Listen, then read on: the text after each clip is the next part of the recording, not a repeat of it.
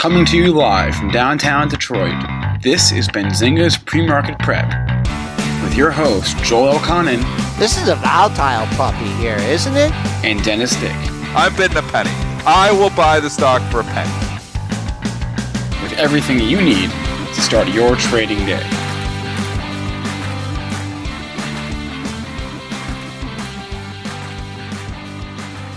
Good morning, everybody. Welcome to this Thursday edition of Benzinga's PreMarket Prep. Spencer Israel, Dennis Dick. Joel will be back with us tomorrow, I believe, and we're going to power through today's show. Dennis is feeling a little under the weather, but he's going to grind through it with us here, and we're got a lot to talk about, mostly Netflix. I'm glad somebody got my Netflix and sell reference, the title of today's show, because that is what they are doing this morning, Netflix and selling.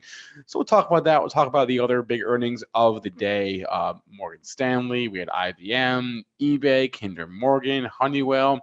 So a number of those to discuss. Apple caught an upgrade, always notable when that happens. We'll talk about that.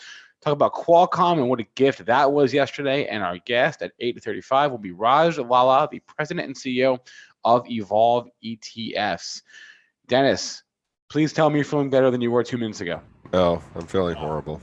This is a wicked little flu bug. My wife can barely get out of bed. We've obviously got 2 kids, and we're trying to get through it.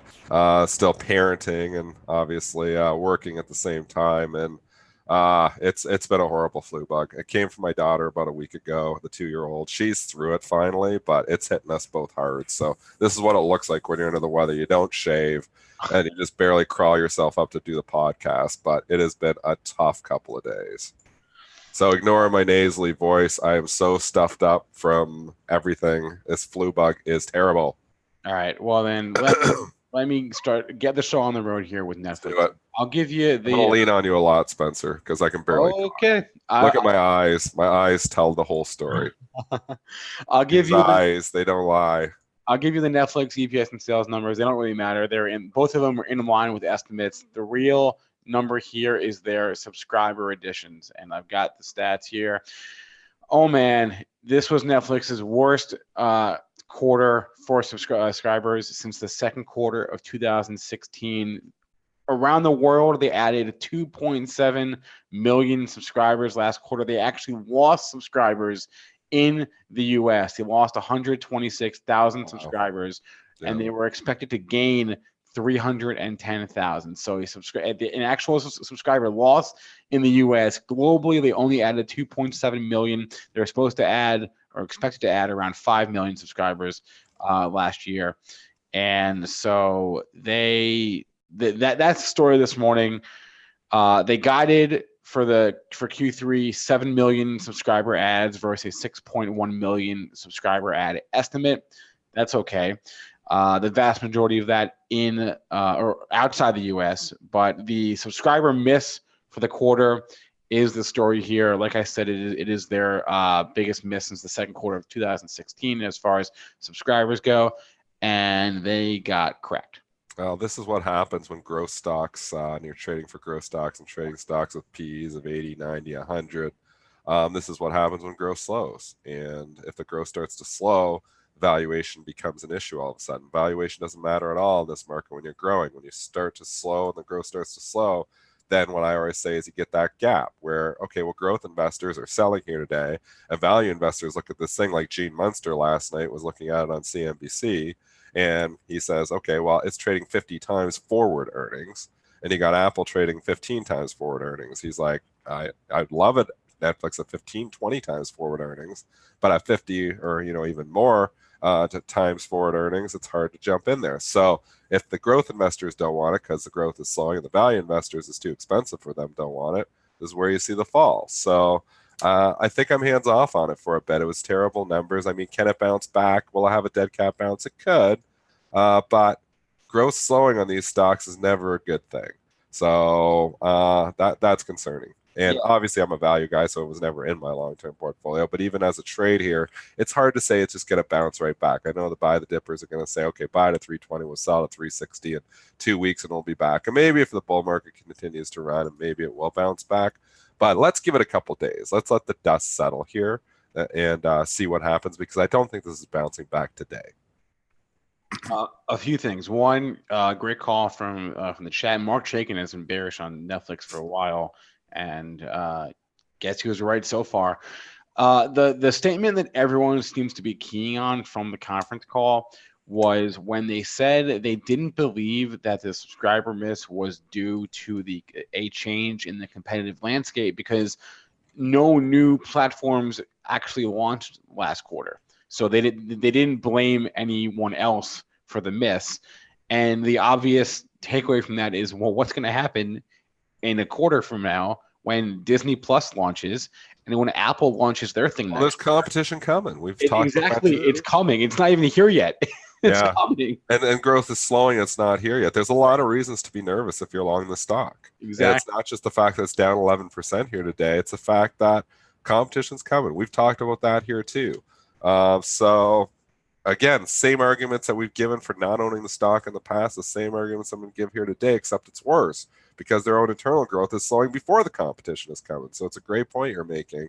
Can they all survive? Well, yeah, they all. Netflix is around. I mean, I use Netflix. It's great. But the growth is slowing, and it's always been a valuation issue. I mean, look at what the stock's done. Like, put it in perspective. Oh man. Go out to the monthlies. I mean, in 2013, this was $10. It's 362. So yes, they were growing like crazy. Yes, it'll never get back down to $10 because they're going to continue to make money here. Could it go to 200? It'd still be trading like 40 times forward earnings if it was at $200. So yeah, I mean, it could. Not saying it's going to do that today. Not saying it's going to do it tomorrow. Just saying, if they turn it around the next quarter, they figure it out. They are expanding everywhere else. Obviously, they've got China and India and everywhere else that they're going. They're doing a lot of things right. The company is still, it's always been a valuation issue. So we'll see what happens. But I'm saying with my money, I'm not stepping here on day one. I want to see what happens. So what's it down this morning? Around 11%. Yeah. I was wondering how that stacked up to previous opening gap downs. So I looked at the chart last night, and it's not the biggest gap down in case you're worried about that. October 2014, I think that was after earnings, the stock opened down 26%. And October 2011, it opened down 41% also after earnings. So not the worst morning it's ever had, but in terms of a percentage drop, but still not great. The question is going to have to be, if you're an investor, is this a blip on the radar or is this the start of a trend? It's pretty much that's what it comes down to. If you're a trader, Dennis, what would you do here? I'm not touching it. If I'm a trader, I'm not touching it. And you say, how can you not trade Netflix on a day like this? Because how can I control the risk? I don't know what's going to happen here. I mean, like I said, the growth guys might say we really want out. We've had a lot of volume after hours, but I will tell you, 90% of market participants don't trade after hours in pre-market. All your big institutions trade open, close. They trade in the regular session because that's where the volume and that's where the liquidity is higher. So the liquidity, yes, it's pretty good on Netflix for your retail traders, but if you're trying to move 100,000 shares in and out, it's hard to do it after hours. So without moving the price significantly there. So let's see what happens after 9:30. But this is a no touch for me because, yeah, you're going to have people that are saying this is $20, this is going to be cheap. I'm coming here and buying the dip, and I'm going to sell it here next week at $3.50. I don't think you're going to be able to. I think it could continue to leak, but you can't say for sure anything. Nothing is ever for sure. But you just look here, how do you control the risk? So I come in here as a buy the dipper and say, okay, I think it's going to bounce at 320. Well, the thing could be at 315, 310 in your face very quickly after the open. So at least let's get an opening print and see what's going on. Are they coming in here? Are they looking like they're going to buy the dip? Are they coming? Are they turning it around? In my opinion, I'm going to wait a couple days. I'm going to wait till it stops going down because we've seen instances where stocks report earnings, they disappoint, like 3M, and then they continue to go down for 2 weeks afterwards. Now, Netflix and 3M are completely different companies, but it took a long time for 3M. Actually, for 2 months, 3M gap from 220 to down to 190, and then it continued to leak for the next 2 months down to 160. So just because it's down 11% doesn't mean it's going to bounce right back. That's all I'm going to say. We were taking bets last night at around 5:30 or so as to where Netflix would open at, and I said 313. And my only reasoning was they had like a kind of sort of triple bottom on January 8th, 9th, 10th, around that area. So I said 313 at 5:30 last night. Where do you think it'll open at? I think it's already priced in pretty good. It's kind of, if you look at the after hours chart, it's basically been hanging around this 320 area. So I don't think it's, unless something else and more news comes out here, an analyst comes out with a very bearish sentiment here in the next hour. Yeah. I think you're opening around this 320 to 325 area. It's a matter of what it does then. I think you could get an initial pop because you do have those buy the dippers that come in and say, okay, I'm coming in here and buying it. But then is it going to be follow through? Does it start to roll over? Let's say at 10 o'clock, start to roll over again and test where the open. If this thing opens and pops and then starts cutting back through the open, that's where it might be a day trading opportunity. So write down where it opens, and then and see what it does. I mean, if it opens and just falls, I guess there's no opportunity there. But always the cut throughs on the open, those are key pricing points there because you have a lot of people who will be in or out from that price because they want to get in and out at the open. So that's a key price for it. So let's say hypothetically opens 322, maybe gets a little, pop up to 327, 328 as day traders come in, starts to roll back through 322. That's where I would look to get short. You talk about these analysts. Michael Pachter has been on our show from Wedbush, has been bearish. His stock. Well, he's hated the stock forever. He's hated the stock forever. He's got a streak low. But look at these other price targets here from Loop Capital 425, BMO 470. Oppenheimer 410. Could be some analysts that need to bring those down. Credit Suisse 450. I mean Goldman 450. I mean these price targets out to lunch. They need to be adjusted here. And this is what happens. The stock disappoints, and then you get follow-through analyst downgrades because they've got to play catch-up here with the pricing action because they're way out to lunch, and they got to adjust for the new information of the report. And that's why a lot of times you see follow-through on stuff like this. Is there any analyst action here this morning? Anybody coming in here to the party? I haven't seen it yet. Wait. Well, Ray J maintained that they're a strong buy, but they lowered their price target to 450. Okay. So there's still, obviously we're gonna see what happens here. But if you look out, obviously there's analysts here who are out to lunch here at this point in time. Maybe it bounces back. We've seen this market be very resilient. We have seen stocks bounce back. It is still loved. It is still a called stock, so it has that going for it. But all I'm saying is the jury is definitely out on this stock here right now. And I want to see what it does today. It's very important that this thing opens and doesn't just start to tank. Because if this thing opens at 320 and eventually cuts through and starts going 315, 310, then you start thinking, oh boy, are we on like another 3M on our hands where this thing's going to start to leak for a week and a half? Or is this just, just have enough love and enough ETFs that they're all going to come and scoop it out? We don't know that yet. And I don't know either. We don't know. All right. You know what else is not loved? IBM. And they, you know what? They beat and they beat. They beat. The stock goes up. It seems like Groundhog Day too. Every time the stock gets a little bit of life going, and it just gives it back. So show this after hours chart. I think up to almost 150 last. It did. Where is it? What's the high? Can you kind of ballpark? Yeah, the high is. Let me pull it up here. I like at 149 on the Kisser. That sounds right. Yeah. So IBM, they beat on their EPS estimate. $3.17 versus $3.07. They beat on their sales. Actually, their sales were in line, and they reaffirmed their guidance. But they have now their revenue has gone down 4 quarters in a row, and their cloud segment is so far behind Amazon and Microsoft. Their cloud revenue grew 5% last quarter on a year-over-year basis, whereas Microsoft's cloud revenue grew 41% on a year-over-year basis. Think about how good tech is performing so far behind in the last 5 or 6 years. Look at the tech stocks. Look at the QQQ since 2013. $60 to $190. We've tripled in the QQQ. And not that IBM is a member of the QQQ, but it's a tech stock. You look out, you bring up any tech stock, bring up Cisco. 2013 was $20, it's now 57. Bring up Intel. 2013 was $20, it's now 49. These are the older ones I'm comparing it to. Bring up Applied Materials, it was $10, it's 46. I mean, bring up Microsoft. In 2013, it was $25, it's 136. Bring up IBM. In 2013, it was 200, it's 143. What does not look like the others here? IBM. They have continued to disappoint the street. This has been the complete dog of tech. And I don't know if it's going to continue here or not. I thought they might get some life back in the beginning of 2018. I was like, this blockchain stuff, they're starting to figure that out. They're first on it. Maybe they're going to start to get it. They don't seem to be figuring that out either. So, I'm glad I sold it. I sold out. I bought it because I thought they were going to turn it around. and obviously the stock started to disappoint again, and I've sold it out of my long-term portfolio. But I mean, yeah, you get a 4.57% dividend. That's nice and all, but the relative strength on this thing has been absolutely awful.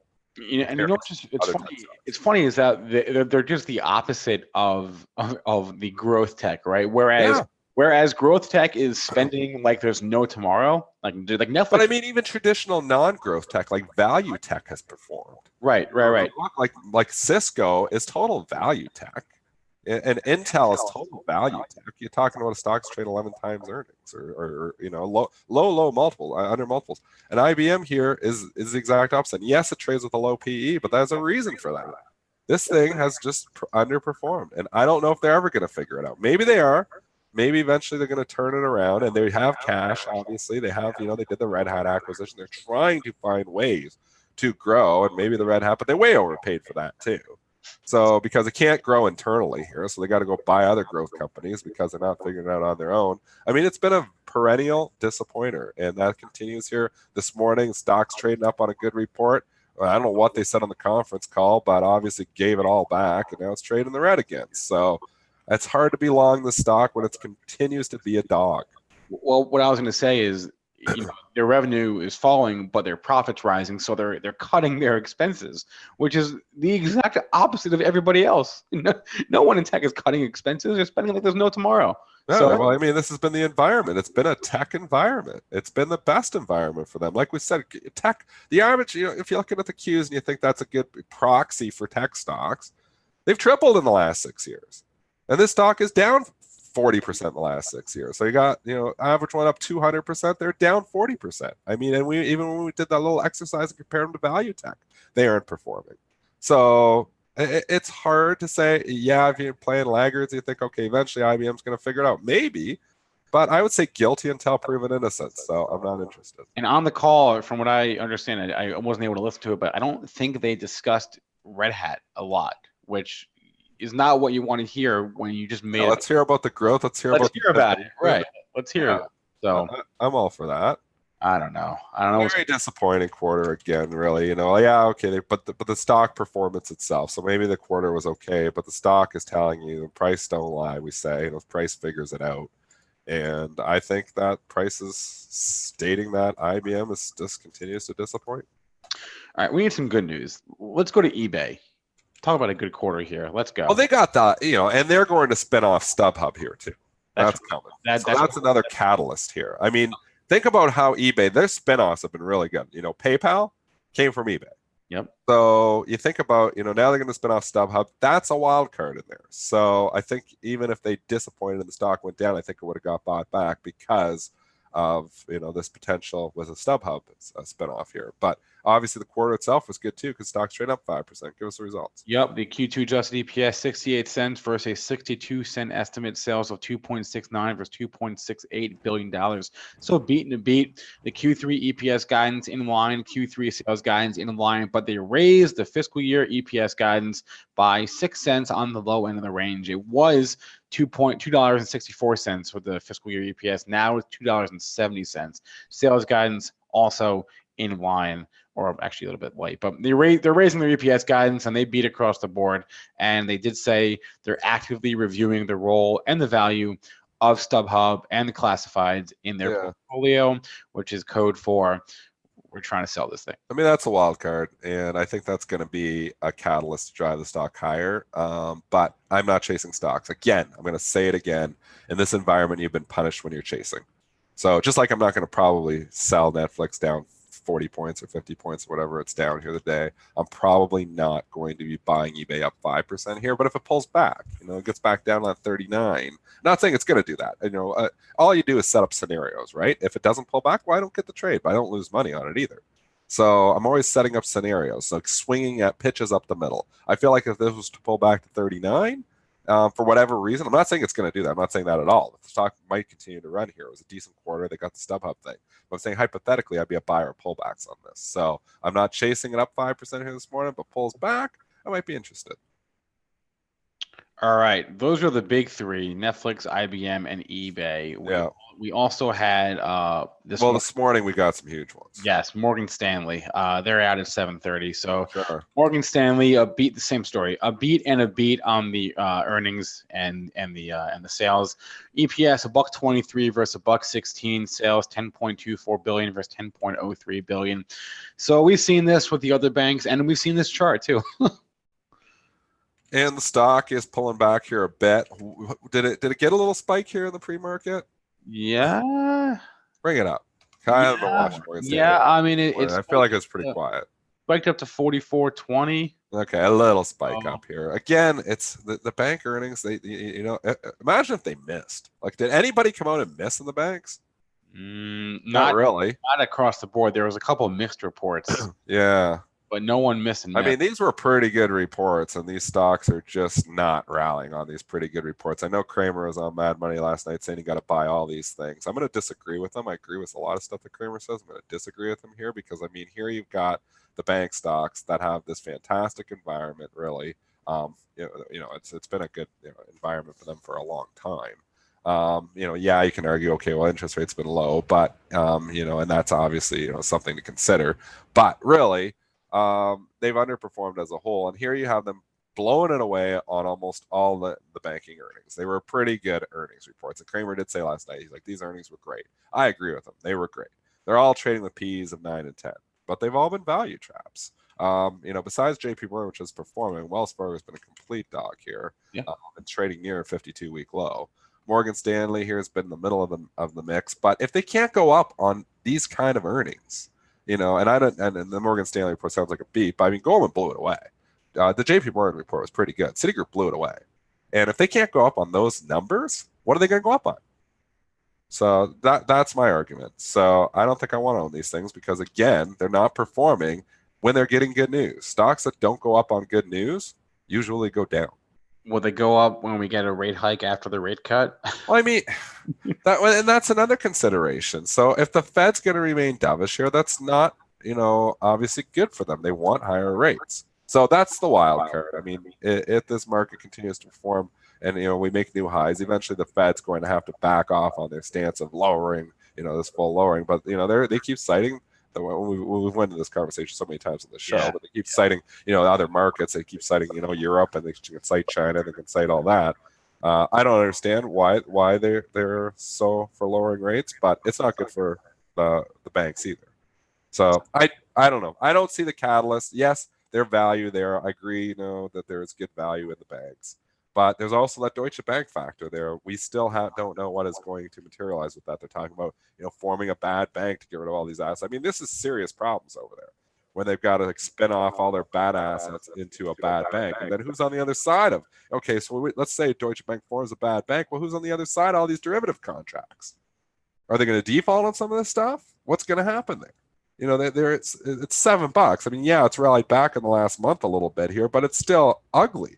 So that's the wild card too for the banks. And I've been underweight banks in my investment portfolio for a long time. It's been the right call, and I continue to remain underweight. I don't own any of these things, really. I don't think I own any banks, U.S. I own some Canadian banks. I don't think I own any U.S. banks. I think I have a little piece of the XLF, so like in a fund. So I would obviously have a little bit through there, and obviously through my SPY purchases and stuff. But direct ownership, I don't think I own any banks.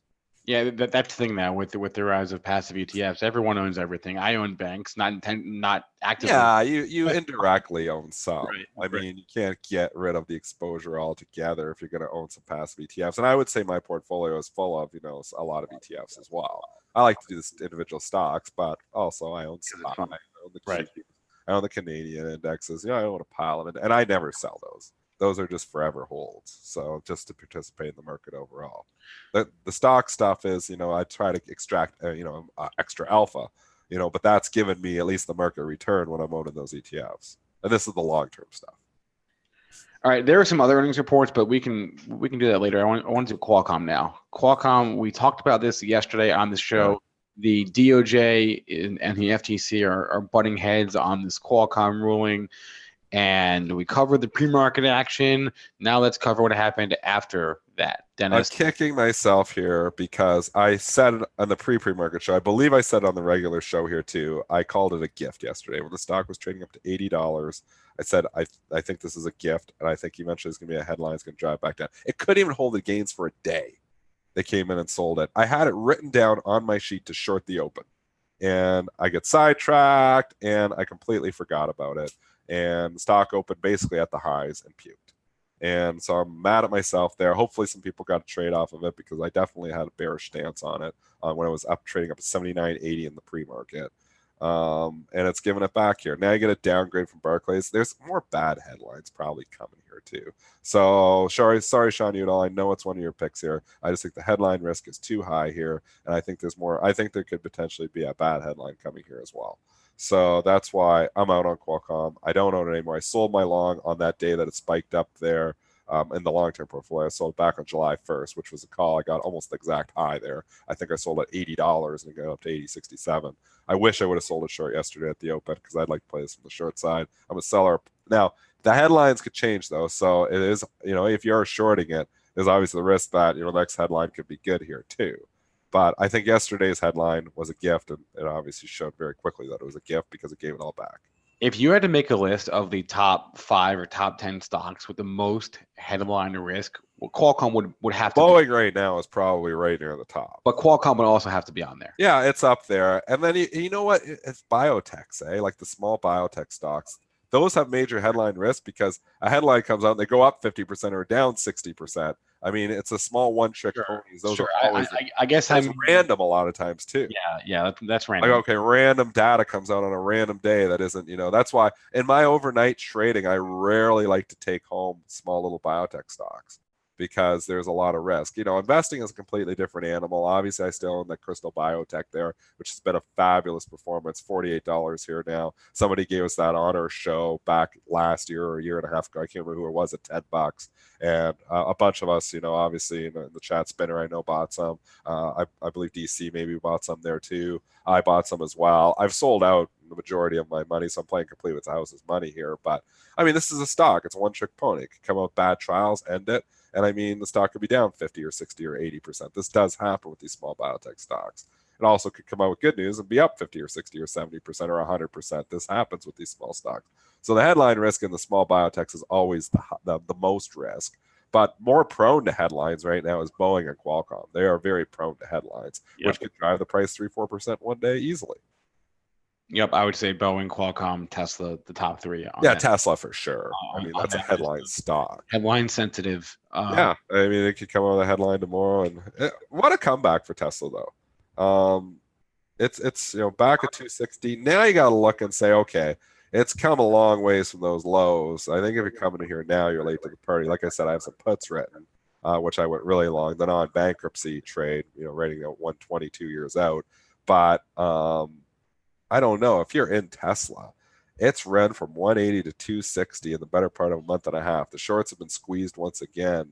That 260 was the level it broke down from back in April. I just wonder if, maybe this rally doesn't, start to, get a few people here saying, hey, I got my money back. I'm going to get out here now. So I think the easy money's been made alongside Tesla now. I think you start to run into an overhead supply issue here. Talking a little bit against those puts, but those puts are so far out. I must be the only person talking against them. Well, Joel would say that there was several bottoms out in the 260 area, which is essentially where we've come back. Yeah, that's what I'm saying too. The 260 was old support becomes new resistance. Yeah. This is where we got to in May. We couldn't get through it. And this is, again, we're back at this area here again now. So I think we're coming in here, Tesla now. I think you're on the wrong side of the trade. I think it could eventually, start to have a little pullback here. But again, I don't think this is going bankrupt. That's my opinion. I don't know where it's going, but I don't think it's going bankrupt. All right, I just saw Michael Pachter is taking a victory lap this morning, maintaining his underperform and raising his price target on Netflix to $188. Oh, really? What did he do? Michael Pachter's coming out and upgrading it? No. He's maintaining his underperform is the okay. same, Still gets a sell on it, but he's raising his price target because he can, because his price target was a straight low. What was it, like one? What was that, 90 at one time, I believe? Yeah, well, it's not there anymore. He's raised it a couple times. He raised it by $5. Pactor's been good. He's been dead funny. wrong on this one. It's He just admits funny. it. You know what I love about Pactor? He admits it, though. Like, he comes on our show and he says, I've been dead wrong on this. Yeah. Dead wrong. But he sticks with it. I mean, and he's come on our show and given us some great picks, too. I mean, he's a great analyst. He's funny. He's great on the EA Take-Two Activision world, for sure. Oh, yeah, he's all over and he's been on Activision. I own Activision because of him. He came on our show and said, here comes some balances. He thinks his stock's a double in 2 years. I don't know if that's the case, but I know Michael Pachter gets it right more than he gets it wrong. All right. The balances are small. Okay. I'm trying to find something of interest here. They are all fairly small here, so not seeing much of interest at all. Holy cow. HPQ 56,000 sell. JP Morgan 66,000 sell. Coke 43,000 to sell. They're small. I don't see any. Those are all non-influential too. They're pretty small. Jobless claims in line. So nothing crazy. You know what's crazy is if you were to tell me that Netflix was going to be down 40 points and the S&Ps would be down 2, I would say you're crazy. That's incredible, really, that the S&Ps right now are down 1.5 points. Is that not incredible? Like on fair value. Yeah. We're not down at all. I mean, I obviously we've got a few stocks that are trading higher, which we haven't got to this morning. Honeywell's had a pretty darn good report. It's trading higher here again. UNH is trading higher here as well. Taiwan Semiconductor's trading higher. So Philip Morris is trading higher. So there's going to be some help. But incredible that the S&Ps are this resilient when you've got a market, a stock that's followed as widely and was widely held as Netflix being down 11%. The S&Ps are flat, basically. Incredible performance by the S&P, in my opinion. All right, I actually want to go to UNP next. So we had a CP beat, a CSX miss, and now a UNP beat here this morning. Q2 EPS for UNP, $2.22 versus a $2.14 estimate. Sales missed by a hair, 5.6 versus I wanted to buy this long. $1.63 billion. And they did say that overall business volume decreased 4% on a year-over-year basis. I wanted to buy this long for the simple going into the report. I didn't do it, but I should have. And the reason I wanted to buy it long going into the report was that the bar was set so low because of CSX. This lost $11 yesterday because of CSX. They didn't even do anything. Yeah. So you knew if they said anything even remotely okay, the stock was going to bounce back. And I should have bought it, or I should at least bought calls or something. Calls are always expensive going in. I probably would lose if I just bought calls, but I should have bought the stock. I had it. I was like looking at it. I actually did play around with it right there at the close. And I should have held through the earnings report because it's bounced back. I think that was low-hanging fruit, to be honest with you, because CSX at the bar is so low for them. Right. And they're the beneficiary of reporting second. And that's what they said. They didn't say anything horrible. It was a fine report, and that's what happened when you get a S&Ps are SPY just went green. Netflix is down 11%, and SPY just went green. That's crazy. Wow. That's incredible. I mean, yes, Apple's being helping a little bit here this morning. Apple got upgraded, RJ. We're going to get to the ratings here in a second, but holy mackerel. That's incredible. Incredible performance by the SPY here this morning. S&Ps holding up in the face of Netflix trading down 11%. I don't really get why Roku's down with Netflix. I don't understand that sympathy play at all. Well, because everybody's using Roku to watch Netflix, no? But you can use Roku for other things. You can use Roku for anything. It's always been moved with that. I mean, when I think Netflix, I automatically go to Roku. So Netflix is a big move. Roku always moves with that. Roku is just a platform. Netflix. Roku always has moved with that. That being said, I don't understand that. This Roku is loved right now. This thing gets anywhere near 100, I think you could bounce there. And obviously, valuation's a major issue for this here too, and probably doesn't make any sense in your long-term portfolio.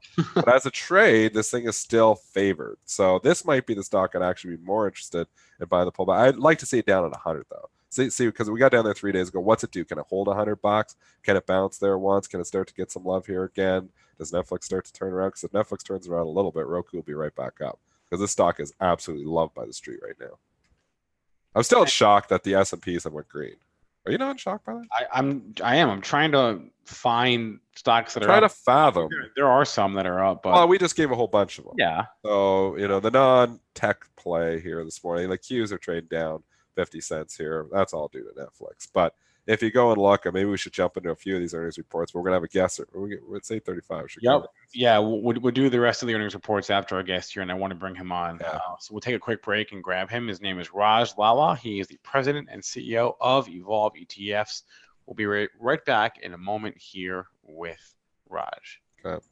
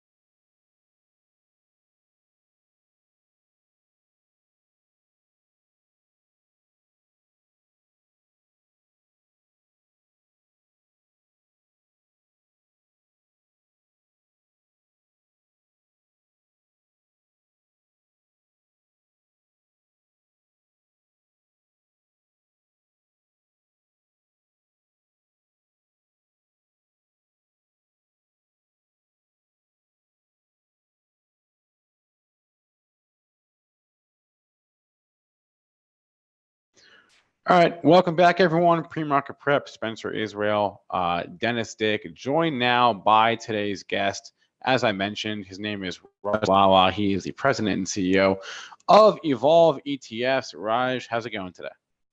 Great, thanks for having me on. Okay, Raj, it's really good that we have you on. Dennis and our other colleague Joel, who is on vacation this week, have long been bullish, perhaps too early, on the esports trend. Evolve recently launched their own e-gaming ETF. The ticker is HERO on the TSX. No offense to Joel and Dennis, but they're a little older. So can you help them explain to them the underlying thesis here and what exactly is happening in the e-gaming esports world? Yeah, we started looking at this space a lot closer about 8-9 months ago. Originally, a number of investors and advisors brought the idea to me, and I wasn't convinced that there was really enough of an investment case behind it. And then as we started to really dive deeper into the space, we realized how big the potential is and how big it had already gotten as well. So, I mean, in today's world, there are 2.2 billion gamers, and that would be defined as somebody that spends 6 hours or more per week gaming. So that's a really large number. That's a third of the world's population that would be considered gamers.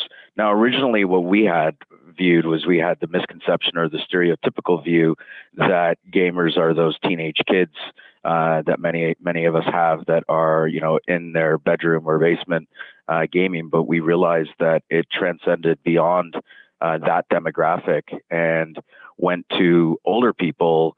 For example, 40-something-year-olds that I know that are bankers that hop on a Saturday morning, hop online and play an esport with some of their colleagues against other teams, or people like my mom who's retired but easily plays Candy Crush at least 6 or more hours a week as well. So, I mean, the gaming industry has changed so much, and it's got a lot to do with the fact that much of it is taking place on our smartphones today. So accessibility has increased significantly as well. So when we started looking closer at it, we realized how much gaming has changed from 10 years ago to today. So 10 years ago, the way you would get interested in a game is that you would go to the store, you would buy the CD or the cartridge, you'd come home, you'd plug it into your console, and away you'd go. But for the game manufacturer, that's effectively where the revenue stopped for them. But in today's world, the gaming manufacturers, obviously much more of it is online.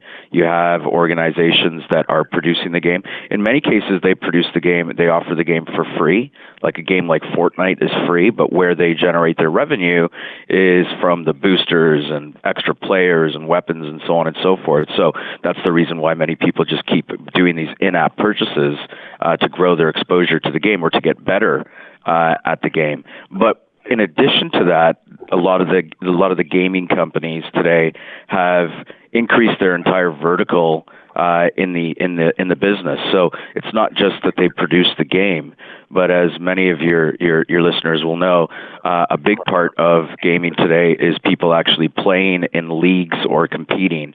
And then another big part of it, which astonished me as well, was how many people are viewers of gaming events. I mean, stadiums all over the world are getting filled with people watching other people play games or compete at a specific game. People are watching YouTube videos and using Twitch to get better at their gaming experience. I mean, in today's world, 11% of all YouTube viewership hours are directed towards gaming. So the game manufacturing and then the in-app purchases coupled with the creation of these leagues that people are competing in, and finally the events. And then within the events, you start to generate revenue from media rights, you start to generate revenue from sponsorships. So it's become a very, very different industry than we would have seen 10 years ago. You know what's interesting about esports is if you invest in this theme, you low-key get a ton of exposure to international markets. For example, Hero has like 50% exposure to Japan and China. So you might not even realize, because you think about esports, you think Activision, you think EA, you think Take-Two, you think whatever the other one I'm forgetting is, but you don't even realize that there's so much exposure to other countries, international markets. If you don't have that exposure, this is not a bad way to get it. Yeah, that's a great point. Actually, it's over 60% of our fund is actually in Asia right now. I mean, the demographics of Asia from the gaming community is massive, bigger than what we would have here in North America. So there's no doubt about it that it's really caught on in a big way. I mean, large organizations like Tencent have become big consolidators in the industry. They're the company that effectively owns games like Fortnite. So yes, you're absolutely right. It gives you Asian exposure. And what's really interesting for us is that when we put a product together, when we put an ETF together, what we want to make sure is that the investor experience is a positive one, and most importantly, the exposure that they get from a product like this isn't duplicative to their existing portfolio. So it actually is potentially a diversifier or potentially an alpha generator within their portfolio. So what we often do is when we put together our portfolio, now this is a passive, this is an index-based ETF, what we'll do is we'll look at how much overlap exists between our portfolio, which right now is about 47 positions, and what you would own if you owned the S&P 500 or even the NASDAQ 100, so more broader indices. And what we're really happy to see with this product was that only 4 of our 47 positions actually overlap with the S&P 500, and only 5 of our 47 positions actually overlap with the NASDAQ 100. So it definitely is not, like we would never create a FANG ETF, meaning a Facebook, Apple, Netflix, Google ETF, because our view is that through your traditional index-based exposure, you already have a lot of exposure to those types of companies. So what we're always trying to do when we're putting our products together is make sure that it has a nice fit within a portfolio and can be complementary. I'm curious, from the perspective of an ETF provider, how much of the demand from investors and clients is, I want to invest in this specific theme, or is it, hey, I need exposure to X, Y, and Z. What gets that for me? Yeah, it's a great question. There's a couple of things. I mean, there's definitely a segment of the population. You know, when you start to look at the younger demographics of investors today, the millennial population, they're quite a bit different than their parents. I mean, first of all, they are more interested in ETFs. They think that mutual funds are for their parents and ETFs are their structure of choice. Secondly, the millennial population often want their investments to say something for them and to make a statement. And sometimes that's about environmental, social, and governance in terms of ESG types of areas, but it also is representative of certain sectors or subsectors that they have strong conviction behind. So on the do-it-yourselfer investor, we have a number of those types of individuals that have decided to buy this because they want to express a view on this sector, because maybe they've experienced the potential of that sector. On the investment advisor side, which is where we work closer with, where a lot of advisors are starting to utilize a fund like this is as a single stock proxy, meaning maybe for a number of their clients, they might own Activision Blizzard, or they might own EA or companies like that, because they felt like that was their best way to take a view on the e-gaming sector. So what we've said to advisors is look at our fund as a single stock substitute. So if you want to express a view on this sector, instead of buying one stock, buy our fund. And the reason for that is because the performance variance in our portfolio, meaning from the top performing stock in our portfolio to the worst performing stock in our portfolio, is over 100%. In terms of, it's about 125% in terms of the delta or the difference between the best and the worst. So if you're picking an Activision Blizzard or an EA or something like that, how do you know if you're getting the one near the top, or you're going to end up with the one that could be one of the worst performing? So instead of trying to speculate on that, use the ETF as that single stock proxy. Raj, have you downloaded Face App? Do you know what that is?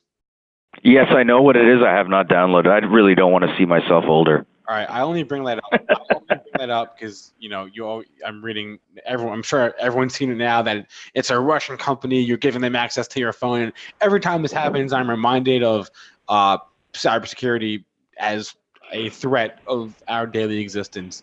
And I bring that up only because you've also got a cybersecurity ETF. So can you talk about just sort of what I guess like. We know the investment case here, but as cybersecurity is taking over, the risk of information leaking is greater than ever. But what is the exposure like for this? And when you invest in a cybersecurity ETF, what are you actually getting? Yeah. So again, long term, whenever we put our products together, one of the things that we are always cognizant of is there a long-term investment thesis attached to that strategy or subsector? And as you said, the investment case is pretty simple for cybersecurity. We all know that cybercrime is going to continue to increase, and it's going to increase rapidly. Therefore, the demand for cybersecurity services is going to follow suit as well. So what we really love about that sector is that it's one of the few areas of the market that has a non-discretionary spend, meaning that you could pick any Fortune 500 company. Let's say they have a terrible financial quarter. You're never going to hear the CEO of that organization stand up in front of their shareholders and their board and say, because of our terrible financial results, we've decided that we're going to decrease our budgetary spending on cybersecurity. They have to continuously increase, because it would be the death knell for their business and potentially for their career to have a massive cyber breach within their firm. So in many ways, this is an area of the market that is somewhat recession-proof as well, because spending continues to increase in it. And the other side of it that a lot of people are not aware of is how massive the shortage is of human capital in this sector. Right now, there's about 3 million job vacancies in the cybersecurity world. So whenever I'm talking to friends who are trying to figure out how to guide their university kid in terms of career, I often say to them, you can't go wrong with cybersecurity, because there is negative unemployment in that space. So because of the shortage of human capital, a lot of the big organizations and government agencies tend to outsource a big portion of their cybersecurity work. And the companies in our portfolio tend to be the biggest beneficiaries of that because we have the largest cybersecurity companies, publicly listed, most regulated companies that are in our portfolio. So the investment case is great. But if you take a step back and you look at the macro picture, and I think this is where people can appreciate how big cybercrime has become or how relevant it's become in our day-to-day lives. Today we have 20 billion devices connected online. So that's 3 per person on the planet. That's our phone. That's our laptop or our tablet. That's our thermostat. That's our alarm. That's our watch, so on and so on and so on. So yes, that makes us more productive and makes us more efficient in terms of living our day-to-day lives. But it also means that because we're all online so much more, it also means that we're much more susceptible to cybercrime. It also means that privacy, data privacy, has become so important globally. I think Europe is doing a great job with their GDPR, their data protection policies and regulations to try and protect individual privacy. I think that because it's also new, North America is getting a little bit better at it, but I think we need to be a lot stronger in protecting people's data because data has now become the new gold for a number of companies that are out there, and the amount of data that is being mined about all of us out there is astronomical. I mean, the amount of data that is being created in the world right now is effectively doubling every 2 years because we're so much more online and we're so much more plugged in. So that means that privacy becomes important, but it also means that cybersecurity becomes critical. You've also got a couple cannabis ETFs and an automobile innovation ETF. Of the emerging industries in which you have ETFs in, is there one that you are most excited for? Yeah, I think everybody has, a favorite kid, and I would say cybersecurity is my favorite kid. The investment thesis is so strong. We've also been blessed with fantastic performance in that fund. In fact, it ended up being the top performing equity ETF in Canada last year for 2018. Right now, we launched about a year and 8 months ago, so in October of 2017. And right now, we are up about 55% in that fund. But I don't love it just because the performance has been great. I love it because the long-term story and the long-term investment thesis is so solid. And I love the fact that if we ever do enter into a recessionary environment, this is one of those few areas, especially within tech, that should do just fine. All right, Raj Lala is the president and CEO of Evolve ETFs. Raj, thank you so much for the time today. Thanks for having me. All right. 8:51 here. Dennis, let's get through, before we go to the earnings that we had talked about, there are a couple ratings. Biggest one this morning being Apple, which you don't often see upgrades. Everyone's got an upgrade on Apple, or everyone's got Everybody's already at a buy. Everyone except for Raymond James, as of this morning or before this morning, they are now upgrading Apple from market perform to outperform. So just notable when you get an upgrade. Any ratings change to Apple is notable because it's Apple. I mean, that's helping the market to a certain extent. We're a little bit of a head scratcher on what's really helping the market here this morning because obviously we got Netflix down 11%. You'd think the market would be flat. Apple's helping it. They also upgraded Skywork SWKS in that same note, I believe. Yep, same note. Outperform as well. Yeah, SWKS not trading up. I don't know if there's something else happening with that this morning, if there's a sympathy play that's holding that down, but I've missed it if that's the case. I mean, I own Apple in my long-term portfolio. It continues to hold up. It's a little late maybe to the party for this upgrade here, but at the same time, been holding 200 pretty well. Could it make a run for the all-time highs? I think it could. So there's actually a battle this morning over Skyworks because they're getting a downgrade of Barclays to. Okay, there you go. So a downgrade and an upgrade. Yeah. As far as the other notable ratings go, we have downgrades this morning to AMD, to neutral at Mizuho. We've got, I just had a few, ExxonMobil downgrade to neutral, perform at RBC. We've got Qualcomm, we talked about that downgrade at Barclays already.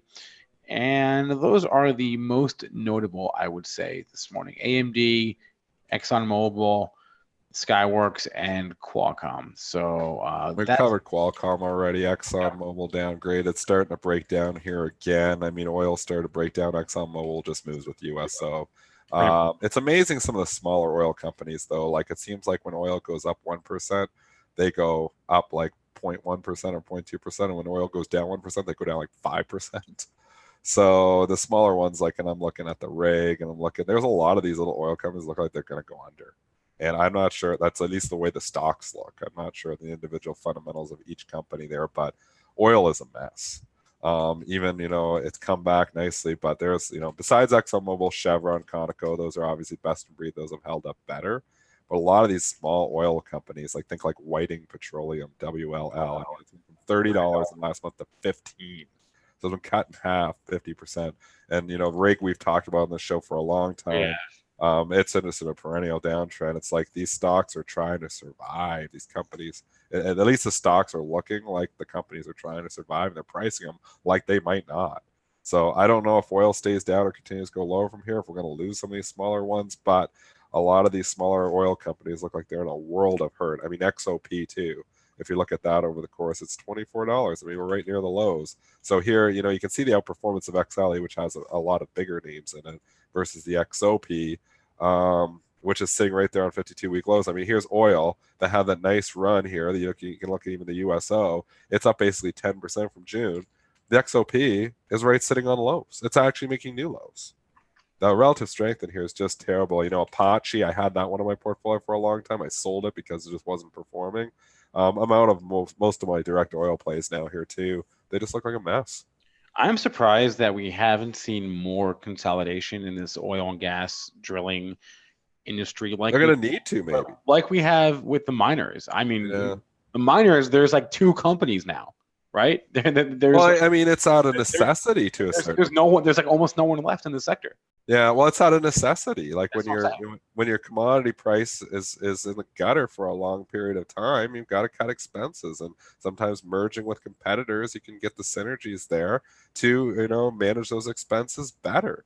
I mean, yeah, I think you're going to see more consolidation in the industry here, but JB Speck saying in the chat here too. I mean, look at OIH.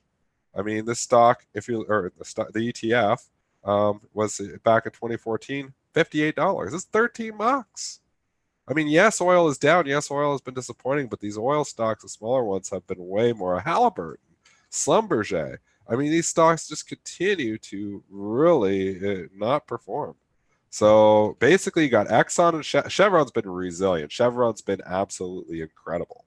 When you think about where oil has gone, Chevron has been best in breed by a long shot. I mean, the stock is within striking distance of all-time highs. And when oil is significantly down, ExxonMobil's off. But Chevron's been best in breed. ConocoPhillips has held up okay. Those 3 stocks have held up okay. But you start getting outside of that, you start looking, it's like, it's just a mess. They're a mess. Like, we were dogging the financial sector a little bit, though, but I tell you, the oil stocks, they're the real mess. All right, before we wrap, let's get to a couple more earnings. We'll do them fast. Philip Morris, PM, beat on the EPS, beat on the sales. Thoughts here? Popping up. I mean, you're coming right into a resistance point here, $85. So this is where, price has memory. You had lots of April lows there. We're cutting around here, kind of getting in the middle of that range here. So I think you get up near, $85 on Philip Morris. I think you find some willing sellers. I'm going to go quickly look at the book because sometimes you can find something interesting in the book. And if I bring up the PM book, 85 is 24,000. So there's not a ton there, but it's something. I mean, I'd look at that. But, sometimes when these stocks go up, like Abbott Labs, I thought would give some of it back yesterday. It actually opened up at a new high. So surprisingly, I thought that would give it back. It didn't. So Philip Morris getting some love here this morning. I mean, something's got to be up, right? The S&Ps are barely down. And you got your Netflix, and you got a little bit of a tech wreck in a few stocks this morning here. So you're going to see some stocks that are going to trade higher here. Is this going to be a defensive day? I'm not sure about that. But it's a good day for Philip Morris with the earnings report. Honeywell, EPS beat, sales miss, and they narrowed their guidance for the year. Was trading higher, giving it back, starting to leak significantly here. And we're actually trading up only about 70 cents here right now. Ugly candle yesterday, so maybe not surprising that you'd have a few sellers, willing sellers, maybe people who owned this thing before saying, okay, I get my money back. How high did we get in the pre-market, Honeywell? Let me pull it up here on my I like the way my TOS shows the highs and lows for me. So 171 on the nose. Okay, so you didn't get anywhere near that 174, 175, but there's all kinds of overhead supply up there. Does this turn around and continue to give it back? Maybe. I think you get back to 174, 175. I think you got willing sellers. And if it takes out yesterday's low or starts to go red, so it basically closed at the low of the day, basically at 168.62, low is 168.52. Takes that out, you can see anything at 163, 164 in a hurry. So you absolutely, if you're bullish, you don't want to see this thing go red. One more. So URI, why not? United Rentals, EPS beat, sales beat. They also narrowed their fiscal year sales Not guide. good enough.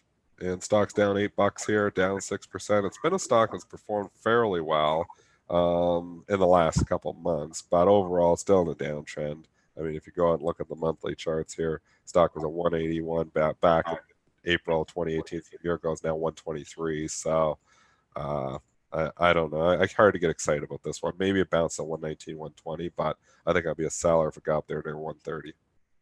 URI pre-market low 121.65. Looks like a fat finger at 6 p.m. to trade up at 131 there. But in any case, looks like it settled down around the 123 level. Now, that will be it for today's show. I don't want to keep Dennis a minute longer than he has to be here because he is dying. So thank you to Dennis for hanging in with me. Thanks to Raj, Lala. Thanks to all of you in our chats, both on YouTube and premarket.benzinga.com. Our show is available in podcast form anywhere you get your podcasts: iTunes, SoundCloud, Stitcher, Spotify, Google. Anywhere podcasts are available, our show is available. And if not, you can let me know. Email me premarket@benzinga.com, and I will get our show on whatever platform you use for your podcast. Please remember, all the information on our show meant to be informational purposes only, not investing or trading advice.